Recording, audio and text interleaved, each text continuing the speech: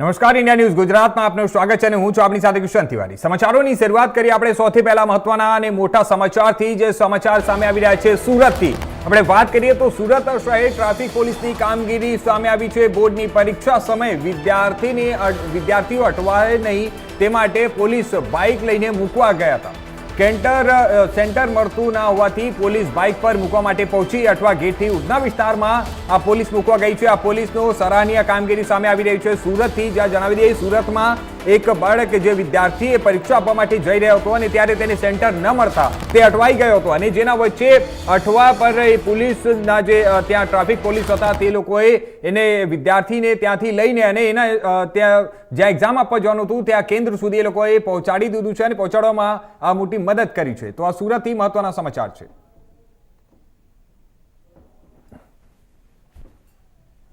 હવે બીજી તરફ આપણે વાત કરીએ સુરતની તો સુરતના હજીરા સ્થિત એએમએનએસ કંપનીમાં કામદારોની હડતાલનો સમગ્ર મામલો છે। જેમાં એએમએનએસના એક્સપાન્શન પ્રોજેક્ટ ખાતે કામ ચાલી રહ્યું છે જ્યાં કામદારો હડતાલ ઉપર ઉતર્યા છે। એએમએનએસના એક્સપાન્શન પ્રોજેક્ટનું કામ L&T કંપની સહિત અન્ય કંપનીઓને કોન્ટ્રાક્ટ ઉપર સોંપવામાં આવ્યું છે અને જે હાલ જે કામદારો હડતાલ ઉપર ઉતર્યા છે તેઓ L&Tના કોન્ટ્રાક્ટના કામદારો હોવાનું સામે આવ્યું છે।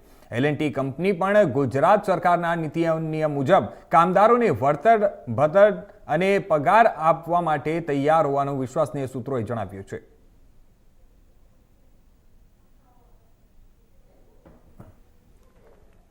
તો બીજી તરફ વાત કરીએ હવે આપણે સુરેન્દ્રનગરની તો સુરેન્દ્રનગર મહાનગરપાલિકા વિસ્તારમાં ઉનાળાની શરૂઆતમાં જો પીવાના પાણીનો કકડાટ સામે આવ્યો છે। શહેરના સરકારી આવાસ વિસ્તારમાં રહેતા સ્થાનિક રહેવાસીઓએ પાણીની અછત મુદ્દે મહાનગરપાલિકા સામે અનોખો વિરોધ નોંધાવ્યો હતો। મહિલાઓએ થાળી અને વેલણ વગાડી તંત્રનું ધ્યાન દોરવાનો પ્રયાસ કર્યો હતો। કિશોરભાઈ મારવાડી આવાસના મકાનમાંથી બોલ્યા। પાણીની વ્યવસ્થા જરાય અમને અહીંયા નથી। અમે ત્યાં ગયા હતા સાહેબને ત્યાં મીટિંગ કરી રેલી કાઢી બધું કર્યું પણ પાણીની કોઈ વ્યવસ્થા અમને મળતી નથી। અહીંયા અવારનવાર અમારા બધાની જરૂર પડે। અહીંયા લોકો ખરાબ આવે, ખરાબ ધંધા કરાવે, છોકરીઓ અમારે જવાન અમારી ગટુરું સળકાય, અમારા છોકરાઓને અમે દવાખાનામાં લઈ જાવી તો એમને કોઈ સહાયતા કરી આપતું નથી। અહીંયા બિલ્ડિંગમાં 4 દિવસે પાણી આપે એ અડધો ટાંકો આપે। બધા બિલ્ડિંગમાં પાણી પહોંચતું નથી। અમને કોઈ સાફ સફાઈ કરવા કોઈ નથી આવતું। નહીં સાફ સફાઈ કરવા આવે નહીં કોઈ હમલો કહેવા જાય તો એમ કહેશે કે આવી જશે જાઓ જાઓ જાઓ। ગટરું હમા કરવા ગયા તો લાવો રૂપિયા 3-3 હજાર રૂપિયા દઈને અમે ગટરું સાફ કરાવીએ। 2-2 હજાર રૂપિયા એમ કે પહેલા પૈસા ભરો પછી અમે ગટર સાફ કરવા આવશું। અરજી લખીને જાઓ, આ કરીને જાઓ। 4-4 વખત અહીંયા જેને આવ્યા। જો પાણીની સમસ્યા 3-4 દિવસે પાણી આવે સાહેબ। અહીંયા કોઈ પાણી ટાઈમે આવતું નથી બરાબર। અત્યારે ઉનાળો ચાલી રહ્યો છે અને રમજાન મહિનો ચાલી રહ્યો છે। પાણી ટાઈમે આવતું નથી અને આ બધા માણસો જ રહેશે અને વારંવાર જો કચરાની પ્રોબ્લેમ હોય, ગટરની પ્રોબ્લેમ હોય, કોઈ વસ્તુ આવતી નથી અને ગટર હમી કરવી હોય ને તો પૈસા માંગે। હવે સમાચારોમાં તરફ આપણે આગળ વાત કરીએ ચોટીલાની તો ચોટીલા ખાતે એસડીએમની મધ્યાહન ભોજન કેન્દ્ર પર આકસ્મિક રેડ દરમિયાન મોટા પાયે ગેરરીતિનો ખુલાસો થયો છે। અમરાપર વિસ્તારમાં ચાલતી સ્કૂલની મધ્યાહન ભોજન યોજના તપાસતા સંચાલક અને રસોઈયા પર નિયમોનું પાલન ન થવાનું સામે આવ્યું હતું। ત્યારે આપણે વાત કરીએ તો પ્રાંત અધિકારીના ચેકિંગ દરમિયાન 185 બાળકો માટે ભોજન તૈયાર હોવાનું જણાવવામાં આવ્યું પરંતુ સ્કૂલમાં માત્ર 153 બાળકો હાજર હતા। 32 બાળકોના ભોજનમાં છેતરપિંડીનો ઉલ્લેખ મળ્યો। સંચાલકે ટેલિફોન પર જણાવ્યું કે આ નિર્ણય પરવાનગી વગર અમદાવાદમાં લેવાયો હતો અને આ પરિસ્થિતિને જોઈને મધ્યાહન ભોજનના સંચાલક અને રસોઈયાને તરત જ છૂટા કરી દેવામાં આવ્યા। આ કાર્યવાહી બાદ વહીવટીતંત્રમાં ખળબળાટ મચી ગયો છે। પ્રાંત અધિકારી દ્વારા ચેકિંગ દરમિયાન મળેલી માહિતી મુજબ ભોજનમાં નિયમોનું પાલન સુનિશ્ચિત કરવા માટે આગળની કાર્યવાહી શરૂ કરવામાં આવી છે।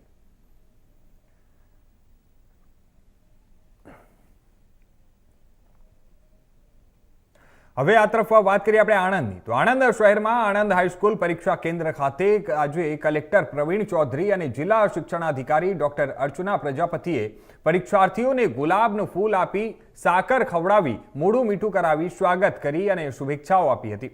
જિલ્લામાં ધોરણ 10ની પરીક્ષા માટે 40 કેન્દ્રોમાં 112 બિલ્ડિંગમાં 1122 બ્લોકમાં 31,914 વિદ્યાર્થીઓ પરીક્ષા આપી રહ્યા છે, જ્યારે ધોરણ 12 વિજ્ઞાન પ્રવાહની બોર્ડની પરીક્ષા માટે 5 કેન્દ્રમાં 21 બિલ્ડિંગ ઉપર 212 બ્લોકમાં વિજ્ઞાન પ્રવાહના 4,159 વિદ્યાર્થીઓ અને ધોરણ 12 સામાન્ય પ્રવાહના 14,893 વિદ્યાર્થીઓ 21 કેન્દ્ર ખાતે 45 બિલ્ડિંગમાં 500 બ્લોકમાં કુલ 50,966 વિદ્યાર્થીઓ બોર્ડની પરીક્ષા આપી રહ્યા છે.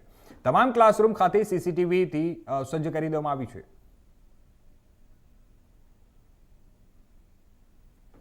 समग्र गुजरात राज्य में गुजरात माध्यमिक અને ઉચ્ચતર માધ્યમિક શિક્ષણ બોર્ડ દ્વારા ધોરણ 10 અને ધોરણ 12ની બોર્ડની પરીક્ષા શરૂ થઈ છે અને આણંદ જિલ્લાની વાત કરીએ તો આણંદ જિલ્લાના 66 કેન્દ્રો ઉપર લગભગ 50,966 સ્ટુડન્ટ્સ આ પરીક્ષા આપનાર છે. વહીવટી તંત્ર તરફથી, ગુજરાત માધ્યમિક શિક્ષણ બોર્ડ તરફથી, જિલ્લા શિક્ષણ કચેરી તરફથી તમામ કેન્દ્રો ઉપર તમામ સુવિધાઓ ઊભી કરવામાં આવી છે. તમામ કેન્દ્રો સીસીટીવીથી સજ્જ છે. તમામ વિદ્યાર્થીઓને જે બોર્ડની પરીક્ષા અત્યારે આપી રહ્યા છે એમના વાલીઓને પણ મારે જણાવવાનું કે શિક્ષણ અધિકારીની કચેરી તરફથી સાયકોલોજીકલ હેલ્પલાઇન પણ શરૂ કરવામાં આવી છે. ડ્યુરિંગ બોર્ડના પરીક્ષા પણ કોઈ પણ પ્રકારનું મૂંઝવણ હોય તો આ હેલ્પલાઇન ઉપર કોન્ટેક્ટ કરીને નિષ્ણાંતો પાસેથી માર્ગદર્શન પણ મેળવી શકે છે. તમામ વિદ્યાર્થીઓને, આણંદ જિલ્લાના તમામ વિદ્યાર્થીઓ ધોરણ 10 અને ધોરણ 12ના બોર્ડની પરીક્ષા આપનારને જિલ્લા વહીવટી તંત્ર તરફથી હૃદયથી શુભકામનાઓ પાઠવું છું અને તેઓના ઉજ્જવળ ભવિષ્યની કામના કરું. હવે સમાચારોમાં આગળ વાત કરીએ આપણે દ્વારકાની. તો દેવભૂમિ દ્વારકા જિલ્લામાં ધોરણ 10 અને 12ની બોર્ડની પરીક્ષાનો શુભારંભ થયો છે. જિલ્લામાં એસએસસી અને એચએસસીના વિદ્યાર્થીઓ માટે કુલ 8 કેન્દ્રો પર પરીક્ષા યોજાઈ છે. 10 ધોરણના કુલ 9,133 અને ધોરણ 12ના 3,960 વિદ્યાર્થીઓ 35 બિલ્ડિંગમાં પરીક્ષા આપશે. ધોરણ 10 અને 12ના કુલ 13,424 વિદ્યાર્થીઓ 8 કેન્દ્ર ખાતે પરીક્ષા આપશે. જામ ખંભાળિયા જિલ્લા એસપી અને ડીઓ તેમજ સ્કૂલ સંચાલકો દ્વારા ધોરણ 10 વિદ્યાર્થીઓને ગુલાબનું ફૂલ અને ચોકલેટ આપી પરીક્ષાની શુભકામનાઓ પાઠવવામાં આવી હતી.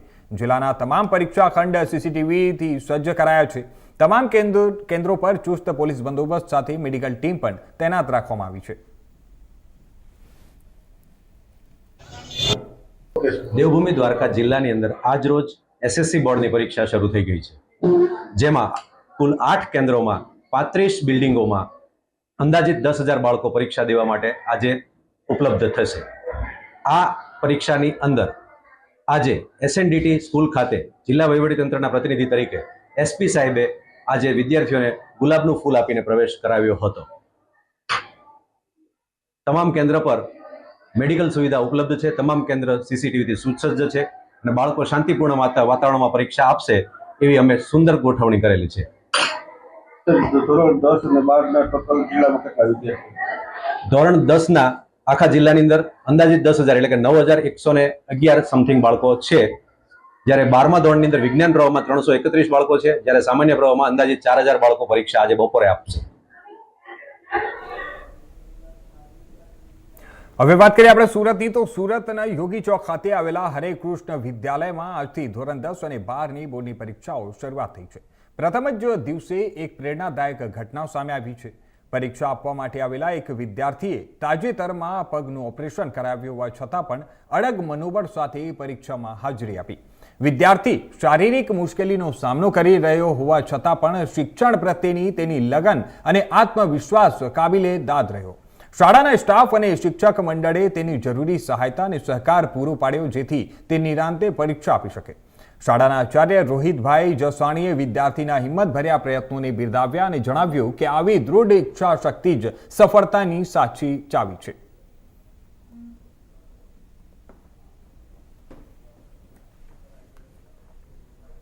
હવે વાત કરીએ આપણે અરવલ્લીની. તો અરવલ્લી જિલ્લામાં ધોરણ 10 અને 12ના વિદ્યાર્થીઓની બોર્ડની પરીક્ષાનો આજથી પ્રારંભ છે, જ્યાં જિલ્લામાં કુલ 45 કેન્દ્રો પર ધોરણ 10 અને 12ના કુલ 31,310 વિદ્યાર્થીઓ પરીક્ષા આપશે.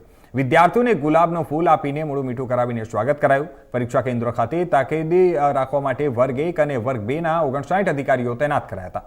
45 કેન્દ્રો, 124 બિલ્ડિંગો, 1,093 બ્લોકમાં 1,696 કર્મચારીઓને ફરજ સોંપાઈ છે. ઝોનથી પરીક્ષા કેન્દ્ર સુધી પ્રશ્નપત્રો લાવવા અને લઈ જવા માટે 62 પોલીસ કર્મીઓને જવાબદારી સોંપાઈ છે. આરોગ્ય, વીજળી અને બસ સેવા માટે જે તે વિભાગોને તાકીદ કરાઈ છે. વિદ્યાર્થીઓ શાંતિપૂર્ણ માહોલમાં પરીક્ષા આપે તે રીતનું આયોજન કરાયું છે.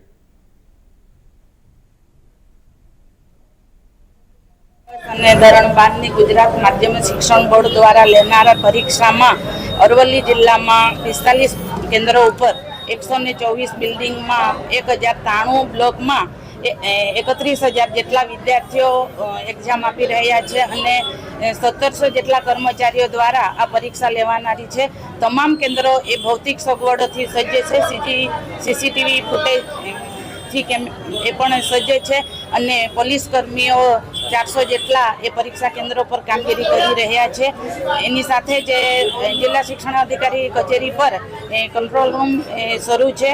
વિદ્યાર્થીઓને કોઈ પણ મૂંઝવતા પ્રશ્નો હોય તો એનું નિરાકરણ કરી શકે એની માટે લાઇફલાઇન પણ સગવડ કરવામાં આવી છે. આથી વિદ્યાર્થી મિત્રોને શાંત વાતાવરણમાં અને ભયમુક્ત રીતે પરીક્ષા આપે એ રીતે તમામ સગવડો ઉપલબ્ધ છે અરવલ્લી જિલ્લામાં. અને વિદ્યાર્થી મિત્રોને હું શુભેચ્છા આપું છું કે જે પરીક્ષા છે એ શાંતિમય વાતાવરણમાં ભયમુક્ત રીતે એ લોકો પરીક્ષા આપે એ માટે બધા જ વિદ્યાર્થીઓને બેસ્ટ ઓફ લક કહેવા માંગુ છું.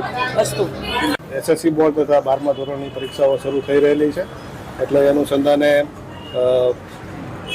અરવલ્લી જિલ્લાના તમામ તાલુકાની શાળાઓમાં પોલીસ બંદોબસ્ત ગોઠવવામાં આવેલો છે. તેમાં 2 ડીવાયએસપી, 12 પીઆઈ, 20 પીએસઆઈ, 320 જેટલા જવાનો, હોમગાર્ડ, જીઆરડી મળીને કુલ 900થી ઉપર પોલીસનો બંદોબસ્ત લગાવવામાં આવેલો છે, જેથી કરીને પરીક્ષામાં વિદ્યાર્થીઓ પરીક્ષા શાંતિથી આપી શકે અને આ બંદોબસ્ત પરીક્ષા પૂર્ણ થાય ત્યાં સુધી ચાલુ રહેવાનો છે. હવે વાત કરીએ આપણે વડોદરાની, તો ડભોઈ શહેરમાં આજે ધોરણ 10 અને 12ની બોર્ડ પરીક્ષાનો પ્રારંભ થતા વિદ્યાર્થીઓમાં ઉત્સાહનો માહોલ જોવા મળ્યો હતો. શહેરની વિવિધ પરીક્ષા કેન્દ્રો પર વહેલી સવારથી જ વિદ્યાર્થીઓ પોતાના વાલીઓ સાથે પહોંચી ગયા હતા. પ્રથમ વખત બોર્ડની પરીક્ષા આપતા ધોરણ 10ના વિદ્યાર્થીઓમાં થોડી ગભરાટ સાથે આત્મવિશ્વાસ પણ જોવા મળ્યો હતો. આ પ્રસંગે શહેરના રાજકીય આગેવાન વડોદરા જિલ્લા ભાજપ પ્રમુખ ડોક્ટર બીજે બ્રહ્મભટ્ટ તથા પાલિકા પ્રમુખ બીરેન શાહ, શહેર ભાજપ પ્રમુખ દીક્ષિત દવે સહિત ભારતીય જનતા પાર્ટીના કાર્યકરો દ્વારા પરીક્ષા કેન્દ્રો બહાર વિદ્યાર્થીઓને ફૂલ તથા પેન આપી શુભેચ્છાઓ પાઠવી તેઓનો ઉત્સાહ વધારવામાં આવ્યો હતો. વિદ્યાર્થીઓને નિર્ભયતાથી અને એકાગ્રતા સાથે પરીક્ષા આપવાની અપીલ પણ કરવામાં આવી હતી. ત્યારે જણાવી દઈએ કે વાલીઓમાં પણ પોતાના સંતાનોને માટે પ્રાર્થના અને શુભેચ્છાઓનો માહોલ જોવા મળ્યો હતો. પરીક્ષા કેન્દ્રો પર પોલીસ દ્વારા યોગ્ય બંદોબસ્ત ગોઠવવામાં આવ્યો હતો અને જેથી શાંતિપૂર્ણ માહોલમાં પરીક્ષા યોજાઈ શકે. ધોરણ 10ની બોર્ડની વાર્ષિક પરીક્ષા શરૂ થઈ હોય આજે અમે ભારતીય જનતા પાર્ટી દ્વારા દયારામ સ્કૂલ પર પરીક્ષા આપનાર વિદ્યાર્થીઓને શુભેચ્છા પાઠવવા અહીંયા હાજર થયા છીએ. મારી સાથે નગરપાલિકાના પ્રમુખ શ્રી બીરનભાઈ, મારા ડભોઈ નગર ભાજપાના પ્રમુખ શ્રી દીક્ષિતભાઈ, સાથે મહામંત્રીઓ, ચૂંટાયેલી પાંખના સભ્યો અને મારા સૌ સંગઠનના સાથી સભ્યો પરીક્ષાર્થીઓને ખૂબ ખૂબ શુભેચ્છા પાઠવી છે. તેઓ પરીક્ષામાં ખૂબ ઝળહળતી સફળતા મેળવે અને આગામી ભવિષ્યમાં ખૂબ સુંદર આગળ વધે એવી શુભેચ્છા. વંદે માતરમ, ભારત માતા. તો હવે આગળ આપણે વાત કરીએ આણંદની. તો આણંદની એલિકોન ક્રિકેટ એકેડમી 10 વર્ષ પૂર્ણ થતા ક્રિકેટ ગ્રાઉન્ડ પર કોચ, ખેલાડીઓ અને મેનેજમેન્ટ દ્વારા ઉજવણી કરવામાં આવી હતી. એકેડમીના સીએમડી પ્રયાસવિન પટેલે કેક કાપીને દાયકાની સફળ સફરને યાદગાર બનાવી હતી. આ પ્રસંગે કોચ દેવાંગ દેસાઈ અને એકેડમીના સીએમડી પ્રયાસવિન પટેલે યુવા ખેલાડીઓ અંડર 19ના દૈવિક એન શાહ અને અંડર 14ના દેમાદિત્ય જે રાઠોડને બેટ અને મોમેન્ટો આપી સન્માનિત કરવામાં આવ્યા હતા. આ કાર્યક્રમમાં એડમિન હેડ કૃષ્ણ નાયર સહિત અગ્રણીઓ, સ્ટુડન્ટ્સ અને પેરેન્ટ્સ મોટી સંખ્યામાં હાજર રહ્યા હતા. મારા માટે બહુ આનંદ અને ગર્વની વાત છે. અને આમ જોવા જઈએ તો બાળક જન્મે ને ત્યારે મા બાપને આશા તો બહુ હોય પણ વિશ્વાસ થોડો ઘણી વખત ડગમગતો હોય કે ભાઈ આ મારું બાળક આગળ થઈને શું થયું. પણ ધીમે ધીમે જેમ જેમ મોટું થતું જાય અને 10 વર્ષનું થાય ત્યારે તો કિશોર અવસ્થા જેવું આવી ગયું હોય. ત્યાર પછી મા બાપને આશાની જગ્યાએ વિશ્વાસ એટલો બધો આવી જાય કે હવે આને કશું થવાનું નથી. એ રીતે અમારી એકેડેમીને પણ આજે 10 વર્ષ પૂરા થયા છે તો અમને હવે એટલો બધો વિશ્વાસ આવી ગયો છે ને જે રીતે સારું કોચિંગ કરવાનો અમારો પ્રયત્ન છે. બહારથી ફેકલ્ટીઓ લાવીએ છે, એમાં ઘણી બધી ફેકલ્ટી એવી છે કે જે NCA લેવલની છે. દિનેશ નાણાવટી છે, હિતેશ ગોસ્વામી છે, દિનેશ જયમોહન છે, એવા કરિશ્મા બુલાની છે, એવા ઘણા બધી સારી સારી ફેકલ્ટીઓ વખતે વખત આપતી હોય છે કે જેથી કોચિસનું પણ નોલેજ અપગ્રેડ થાય અને છોકરાઓને પણ ઘણું શીખવાનું મળે. તો એ રીતે એકેડેમી ખૂબ જ સારી પ્રગતિ કરી રહી છે. અને અત્યાર લગીમાં હું થોડી માહિતી આપું તો આટલા 10 વર્ષમાં લગભગ 160 છોકરાઓ ડિસ્ટ્રિક્ટ લેવલે અમારા ત્યાંથી સિલેક્ટ થઈને આણંદ ડિસ્ટ્રિક્ટ ક્રિકેટ એસોસિએશનના પ્રતિનિધિ કર્યું છે. અને એ ઉપરાંત ગુજરાત ક્રિકેટ એસોસિએશનમાં ગણું તો લગભગ 46 થી 50 છોકરાઓ અંડર 14, 16, 19ના લેવલે રમ્યા છે. અને રણજી ટ્રોફીમાં પણ 4 થી 5 છોકરાઓ રમ્યા છે. ઇન્ડિયામાં જો અંડર 19નું ગણીએ તો 2 છોકરાઓ અમારા અત્યારે બી રમ્યા છે.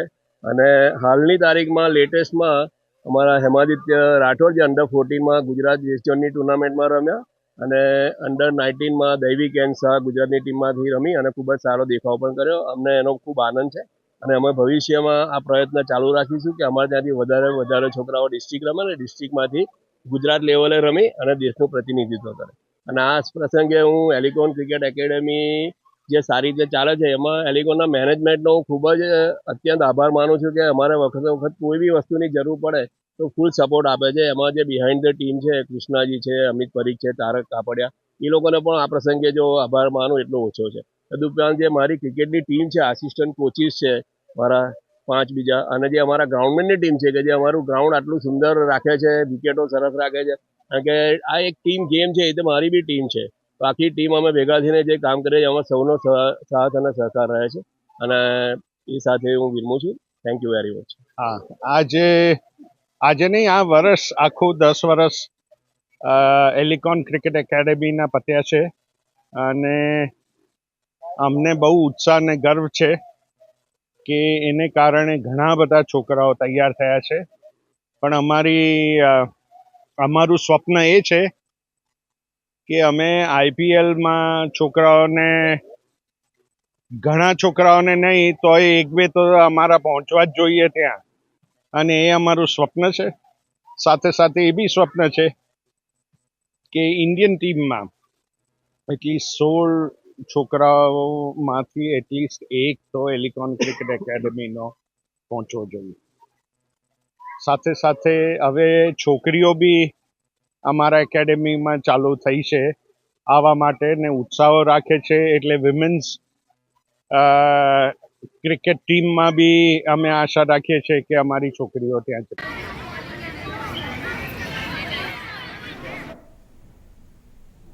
હવે સમાચારોમાં આગળ વાત કરીએ આપણે ભરૂચની. તો ભરૂચ જિલ્લાના ઝઘડિયા તાલુકાના ગોવાલી ગામની સીમમાં સરકારી ગૌચરની જમીન પર મુસ્લિમ સમુદાય દ્વારા કથિત રીતે ગેરકાયદેસર દરગાહનું નિર્માણ કરવામાં આવ્યું હોવાનો આક્ષેપ ઉઠ્યો છે.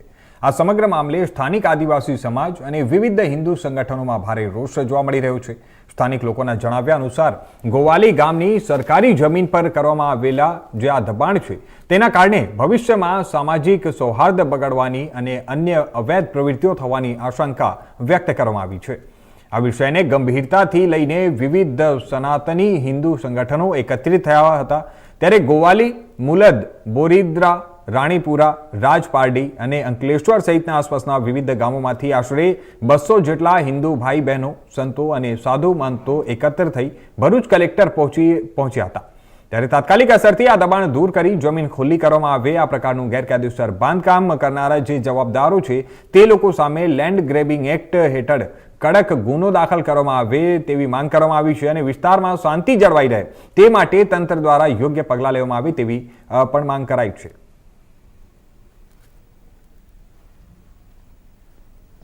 ગોવાલી ગામમાં આવેલી જમીન, ગૌચરની જમીન, એની ઉપર અસામાજિક તત્વો દ્વારા, વિધર્મીઓ દ્વારા જે કબજો જમાવેલો છે, ધાર્મિક આડની અંદર એ કબજો જમીન હડપવાનું આખું ષડયંત્ર છેલ્લા ઘણા સમયથી ચાલી રહેલું છે. વારંવાર સરકાર દ્વારા પણ અવારનવાર મૌખિક ને લેખિત રજૂઆતો કરી છે. અમે ઈચ્છીએ છીએ કે એનું સત્વરે ડિમોલેશન થાય. જેવી રીતે ગુજરાતની અંદર વિવિધ જગ્યાએ ડિમોલેશન થયું છે. जय जय श्री राम। मैं महंत श्री राघवेंद्र दास, राम जानकी आश्रम जाड़ेश्वर भरूच।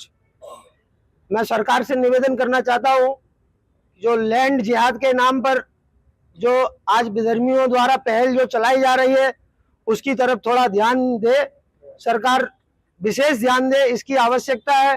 कल तंत्र मंत्र के नाम पर आज जो दरगाह बनाई है वहाँ कल तंत्र मंत्र के नाम पर हमारी बहन बेटियों के साथ गलत होगा, हमारे हिंदू भाइयों के साथ गलत होगा, हमारी गौ माता के साथ गलत होगा। उसका जिम्मेदार कौन होगा?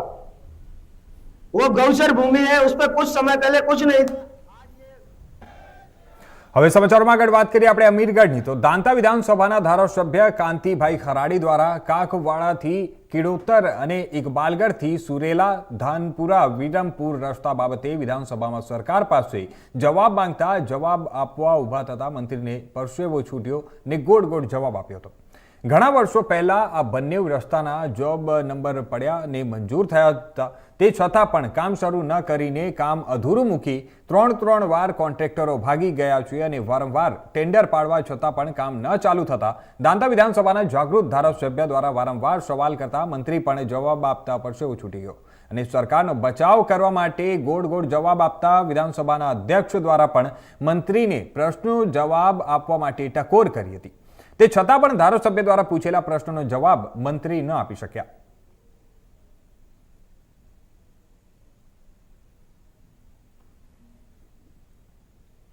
હવે વાત કરીએ આપણે જામનગરની તો ગુજરાત રાજ્યના શિક્ષણ મંત્રી રીવાબા જાડેજાના ત્વરિત સૂચન બાદ મનપાના અધિકારીઓ અને કોર્પોરેટરોએ વેસ્ટ ટુ એનર્જી પ્લાન્ટના સ્થળની મુલાકાત લીધી હતી. કંપની દ્વારા બહાર રાખવામાં આવેલો જે કચરો છે તેને ત્વરિત ઉઠાવી લેવા માટે અને ડીઓ સ્પ્રેનો છંટકાવ વધારી દેવા તેમજ સ્વચ્છતા બાબતે કંપનીને જરૂરી સૂચનાઓ અપાઈ હતી. જામનગરના ગાંધીનગર વિસ્તારમાં આવેલા વેસ્ટ ટુ એનર્જી પ્લાન્ટના કારણે આસપાસના વિસ્તારમાં દુર્ગંધ પ્રસરી રહી છે તેવી સ્થાનિકોની રજૂઆત બાદ હવે ગુજરાત રાજ્યના વિધાનસભાના સત્રમાં હાજર રહેલા શિક્ષણ મંત્રી રીવાબા જાડેજાએ ઉપરોક્ત કંપની સામેની ફરિયાદ સંદર્ભમાં આજે મહાનગરપાલિકાના તંત્રને એક્શન લેવા માટેની સૂચના આપ્યા બાદ હવે મહાનગરપાલિકાના અધિકારીઓ અને સ્થાનિક વિસ્તારના ભાજપના કોર્પોરેટરો વગેરે સ્થળ પરની મુલાકાત લીધી હતી અને સ્વચ્છતા બાબતે કંપનીના ફરજ પરના કર્મચારીઓને જરૂરી સૂચનાઓ આપવામાં આવી હતી. ગુજરાત રાજ્ય વિધાનસભાનું સત્ર હાલમાં ચાલી રહ્યું છે અને આ વિસ્તારના ધારાસભ્ય અને ગુજરાત રાજ્યના રાજ્ય કક્ષાના શિક્ષણ મંત્રી રીવાબા જાડેજા કે જેઓ હાલ સત્રમાં ઉપસ્થિત છે પરંતુ સ્થાનિક વિસ્તારના નાગરિકો તરફથી વેસ્ટ ટુ એનર્જી પ્લાન્ટમાં કચરાના પ્રોસેસિંગ દરમિયાન દુર્ગંધ પ્રસરી રહી છે તેને લઈને તેમને ફરિયાદ કરવામાં આવી હતી અને જેને લઈને ત્યાં કાર્યવાહી થઈ છે. વિસ્તારના બધા લતાવાસીઓની પણ ફરિયાદ હોય અને રાજ્યમંત્રી રીવાબાની સૂચના હોય તે અત્યારે જે બજેટ સત્ર ચાલુ છે ત્યાં હોય તે લોકોએ અમને કીધેલું કે તમે વિઝિટ કરો. કોર્પોરેશનના અધિકારીઓને પણ સૂચના આપેલી એટલે અમે તેને સાથે રાખી અને અત્યારે જે કંપની છે વેસ્ટ ટુ એનર્જી તેની મુલાકાત લીધેલી અને 5-6 દી પહેલાં પણ તે અહીંયા વિસ્તારમાં પાછળ આવેલા હતા રીવાબા ત્યારે પણ સ્થાનિકોએ ત્યારે એને રજૂઆત કરેલી હતી.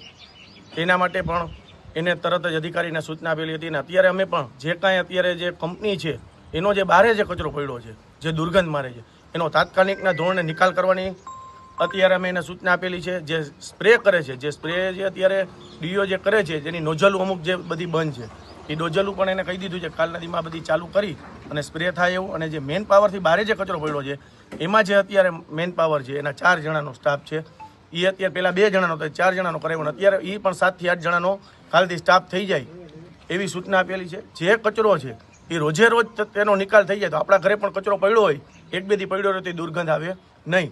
એટલે આપણે એ કંપનીને પણ સૂચના આપેલી છે અને ઉપર પણ રજૂઆત કરેલી છે માનનીય મંત્રી શ્રી રીવાબાએ કે આ કચરો જે છે પહેલાં અત્યારે આ જે પડ્યો છે એ બધાનો નિકાલ થઈ જાય પછી રોજે રોજ જે દૈનિક કચરો આવે છે અહીંયા તેનો પણ નિકાલ થઈ જાય જેથી આ દુર્ગંધનો પ્રશ્ન હલ થાય. અને જે કંપની જે છે તેના વિરુદ્ધ કે માનનીય રીવાબાએ એવું કીધેલું છે કે જે મનુષ્યના આરોગ્યથી અને મનુષ્યથી માનવહિતથી વધુ કાંઈ પણ હોય જ નહીં એટલે કંપનીને અહીંયાથી દૂર ખસેડવાની પણ અમે પ્રક્રિયા કરશી. જામનગર મહાનગરપાલિકા દ્વારા વેસ્ટ ટુ એનર્જી પ્લાન્ટ ખાતે પ્રી પ્રોસેસિંગ પ્લાન્ટની અંદર કચરો પ્રોસેસ કરવામાં આવે છે જેની સ્મેલ બાબતની ફરિયાદ આવતા આજરોજ અમો દ્વારા અત્યારે વિઝિટ કરવામાં આવેલ. વખત એ લોકોને સૂચના પણ આપેલી હતી તેમ છતાં આજરોજ વિઝિટ કરી અને સ્મેલ બાબતે અલગ અલગ સૂચનાઓ તેઓને આપવામાં આવેલ છે. જેમાં મુખ્યત્વે જે ડીઓનો સ્પ્રે કરવામાં આવે છે એ સ્પ્રે માટેના મેનપાવર વધારવો, જે અત્યારે ઓટો સ્પ્રેઇંગ થાય છે એમાં કોઈ પ્રશ્ન હોય તો એ પણ ક્લિયર કરવો અને જે કચરો પ્રોસેસ થાય છે એને ડે ટુ ડે ઉપર નિકાલ થાય તે બાબતની જરૂરી સૂચનાઓ તેઓને આપેલ છે. અને આ બાબતે વીકમાં 2 વખત વિઝિટ કરી અને એ મુજબનો અમલ થાય તે જોવામાં આવશે. તો આ હતા અત્યાર સુધીના મુખ્ય સમાચારો. વધુ સમાચારો માટે જોતા રહેજો ઇન્ડિયા ન્યૂઝ ગુજરાત.